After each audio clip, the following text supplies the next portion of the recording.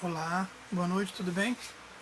Enfim, estamos aqui gravando mais um vídeo para a turma do sétimo ano sobre o tema de história. Tá, vou deixar só alguns recados, que é dúvidas sobre a disciplina, por favor me procurem ou no grupo ou então conversem comigo lá no privado no WhatsApp.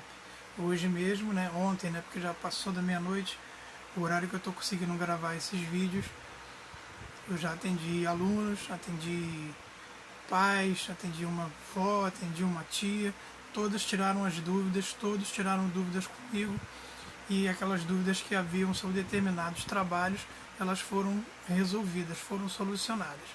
Então, se tiver dúvida, não se acanhem, me procurem, que é o melhor caminho para a gente resolver todas as dúvidas, seja de exercícios, seja de trabalhos que eu já passei, trabalhos que eu gravei o vídeo, mas que eu já tinha passado lá no início do ano, antes do problema do Covid-19, aonde eu vinha administrando esses trabalhos em sala.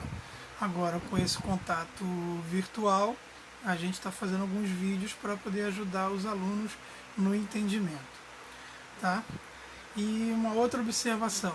Tanto a disciplina de História quanto a de Ética e de Cidadania, ela tem uma característica particular. Ela são duas disciplinas 100% teoria. Então não é uma disciplina que tenha regras, que você decora aquelas regras e aplica num exercício, ou que você grave uma fórmula para aplicar num exercício de matemática. Ela é bem diferente. É interpretação e associação de ideias. O aluno tem que ler, ele tem que entender o assunto que o autor está passando para ele. E na dúvida desse entendimento, eu, professor, tenho que auxiliar esse aluno. E eu só vou poder auxiliar o aluno se me procurar para pedir dúvidas. Porque se não me procurar, no meu entendimento, por exemplo, no grupo mesmo, nos 3 grupos que tem da turma, ainda nenhum pai, nenhum aluno, nenhum deles publicaram nada de dúvidas sobre lá. A não ser quando for me procurar lá no meu WhatsApp pessoal para tirarem dúvidas. Mas se tem dúvidas, coloquem lá. Às vezes a sua dúvida é a dúvida do outro. E a gente acaba dando uma explicação de modo geral. Tá? Mas vamos lá. O capítulo 1 do livro de vocês, que é a Alta Idade Média. Na verdade, os 3 primeiros capítulos, ele trata desse período da Idade Média, a Alta Idade Média, Baixa Idade Média, depois a cultura medieval. Ele vai abranger todo esse contexto da Idade Média. Então, são capítulos que se comunicam, estão diretamente relacionados. Tá? Mas a Alta Idade Média, ela tem uma associação do que nós estudamos lá no último capítulo, no ano passado, no 6º ano, que é o fim do Império Romano. A partir das invasões bárbaras, o Império Romano cai num declínio e ele finda a sua história, o seu momento de império. Aqueles grandes líderes políticos, que estavam do alto escalão, alguns chefes militares, estes que eram proprietários de terras, vão para uma outra determinada região e vão começar a dar início à formação do feudalismo. E isso é muito importante. E essa formação do feudalismo, ela vai tendo um certo período, que ela vai circular durante os séculos V até o século X. Então é um período longo de formação, de transição. O feudalismo, ele vai ter um ápice, no século X, no século XI, mas também vai ser nesse mesmo período que ele vai entrar em decadência. E uma das decadências, e uma das formações dessas decadências é o que a gente trata lá no capítulo 2, que eu falei sobre o trabalho, que eu chamo de trilogia da tragédia, que é guerra, fome e peste. A junção desses 3 elementos, ela causa um colapso e o feudalismo vai em ritmo de queda livre. Tá? Mas esse é um assunto que está lá no capítulo 2 e que eu já expliquei em um outro vídeo, que é o assunto do trabalho. Tá? Mas nesse processo vão surgir dois pontos importantes aí, que é o colonato, que é um sistema de exploração, né, de entre grandes proprietários e colonos, né, e os chamados meeiros, né. Podemos dizer que esse é um sistema de primeiro momento na Idade Média de movimentação econômica, né, de um comércio, né, de sustentação da economia. Nós vamos entender que na Idade Média a base da economia vai ser a agricultura. Então esses colonos, né, os camponeses, vão trabalhar especificamente, né, para esses grandes proprietários, que vão ser conhecidos como senhores feudais, na produção agrícola. E um outro elemento que vai surgir é o comitatus, né? O comitatus, ele tem na parte de produção da sociedade, né, do sistema feudal, ele tem essa relação entre sucerano e vassalos, que vão ser duas relações, né? Um que comanda e o outro que serve a esse comandante. E a partir daí tem a construção do feudo, né? São propriedades que vão ser administradas, né, por laço de sucerania e do vassalo, né? E que tem uma base nos costumes germânicos. E esse costume da cultura germânica. Então, esses senhores feudais vão trazer esses elementos da cultura dele e instalar nesses feudos.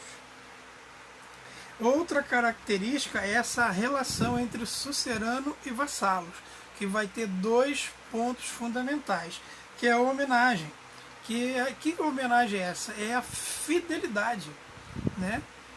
A fidelidade. Como é que eu provo para aquele senhor feudal, né, o meu comprometimento com ele? É eu ser fiel a ele. E a investidura. E que é a investidura? É o momento que eu entrego parte do feudo ao sucerano ao vassalo. Ou seja, ele vai trabalhar aquela terra, ele vai ter um grupo de pessoas para trabalhar, e eu devo a esse senhor feudal toda o que for produzido ali. Eu vou ter uma parte, sempre maior parte em produção para o feudo, para o senhor feudal, a outra parte para o vassalo, e para os camponeses praticamente vai ficar apenas uma pequena parte, que vai ser apenas para a sua própria subsistência, né? Ele não vai ter fartura, né? Ele não vai ter uma dispensa com alimentos fartos. Ele vai ter sempre o mínimo do mínimo para ele sobreviver, né? Provavelmente as pessoas os camponeses desse período, né, ter 2 refeições ao dia seria praticamente um luxo. A sociedade feudal, ela tem característica de estamental. O que significa essa característica estamental? Ou seja, a posição do indivíduo é de acordo com aonde ele nasce, em que classe social ele nasce, né? Se ele nasceu naquela classe social mais alta, né, ele está bem. Agora, se ele nasceu naquela classe social menos desfavorecida, esse sistema feudal não vai permitir que ele ascende, ou seja, que ele se relacione com alguém e faça parte daquela classe mais bem favorecida, né? Então é tudo muito bem definido. Tanto que a divisão dessa sociedade feudal, ela se dá pelo clero, que tem os membros da igreja, que também tem poder político, os membros da nobreza, que são os proprietários de terras, né, e que também vai ter participação nas questões políticas, e os servos, que vão ter o que? A sua participação é com a mão de obra, né? E não tem nenhum poder político. Percebam que ainda neste período, né, não há essa divisão do que nós chamamos hoje de um poder laico, né? Religião de um lado, política do outro. tanto a política quanto a religião, elas estão interagindo e interferindo em questões políticas. Essa mudança ela só vai se ter lá com a Revolução Francesa, tá? Mas que é um outro assunto, que é quando o poder absolutista cai por terra e há esse desmembramento, né? Religião de um lado, política do outro. Tinha as obrigações desses servos em relação a esse sistema feudal. Então tinha lá a corvéia, que eram 3 dias que o cidadão tinha que trabalhar inteiramente de graça. Vocês vão perceber que os outros 3 elementos que eu vou citar não dá nenhum favorecimento, só há deveres e nenhum direito, né?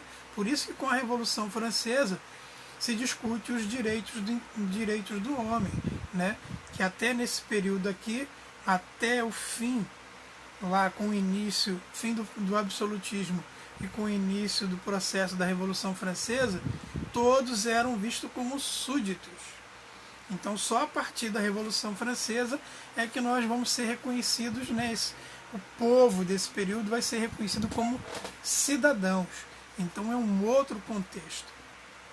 Então a corvéia, né, como eu acabei de falar, são 3 dias de trabalho e inteiramente de graça. Ele vai lá ser direcionado para fazer um tipo de serviço durante 3 dias e inteiramente não vai receber nenhum vencimento por aquilo. A outra é a talha, que são os impostos que ele vai pagar, né? Vocês vão perceber que os impostos, né, não é a questão só de hoje, né? Já é desde o início dos tempos. E tem as banalidades, que era uma outra taxa que esse sujeito tinha que pagar. E além dessa tem um tostão de Pedro, que é o dízimo que é pago à igreja. Então percebam que corvéia, talha, banalidade, tostão de Pedro, todos são deveres que haviam de ser cumpridos para esse modelo dentro do sistema feudal. Tá? É um livro, tem um capítulo fácil de ser entendido, ele não tem muito conteúdo, embora o período da Alta Idade Média ele é extremamente complexo alguns assuntos, mas o livro é bem sucinto. Mais adiante, na página 9 e 10, tem parte lá que fala sobre o Islã. Sobre o Islã eu vou publicar depois um vídeo, tá? Que tem um amigo que produziu um vídeo sobre o Islã, ele é um especialista no assunto, e eu vou colocar o vídeo dele para vocês assistirem. E a última parte do capítulo fala sobre os vikings, mas os vikings eu não vou cobrar sobre esse assunto, fica só a nível de informação, e para aqueles que se interessarem em ler mais sobre os vikings, tem lá um textinho curtinho, mas sobre os vikings existem muitas coisas. Então eu preferi somente me fixar nessa parte da construção do feudo e da sociedade feudal, nesse período que eu acho que é mais importante para a gente neste momento. Tá? A parte que cabe ao Islã é um trecho curto, né? Tem exercícios também no livro que falam sobre ele, mas são fáceis de ser respondido, porque ele cobra questões pequenas sobre o conteúdo, ok? É isso aí e até o próximo vídeo. Um abraço, tchau.